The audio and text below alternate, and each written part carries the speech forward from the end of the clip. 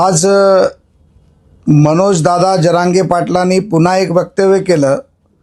मागच्या दरवाजानी जे प्रवेश करतात ते पक्ष डुबवतात। तुमचा आरक्षण विषय, तुम्ही आरक्षण विषयावरती चर्चा करा। तुमच्या आरक्षणाच्या पाठिंब्याला मी बरोबर आहे। काल देखील मी तुमच्या बाजूने एक व्हिडिओ दिला ज्यामध्ये तुमचं अभिनंदन केलं की माननीय शरद पवारांना, माननीय उद्धवजींना आणि माननीय नाना पटोलेजींना आपण प्रश्न विचारलात आणि त्यांची भूमिका काय हे तुम्ही विचारलं, ते स्वागतार्ह होतं। त्यामुळे मला वाटतं की आता उपोषण देखील तुमचं नाही आहे, त्यामुळे मानसिक संतुलन देखील तुमचं चांगलं असेल।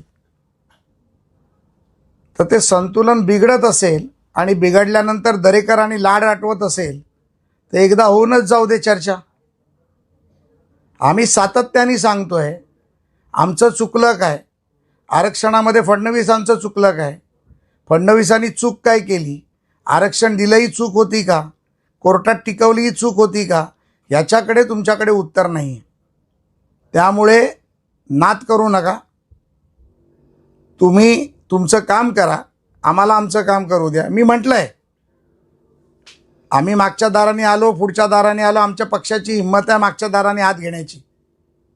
तुम्ही लढा ना 288 आणि मग या मागच्या दाराने पुढच्या दाराने, छतावरनं छताखालून जिकडून यायचं तिथून या, ही माझी तुम्हाला विनंती।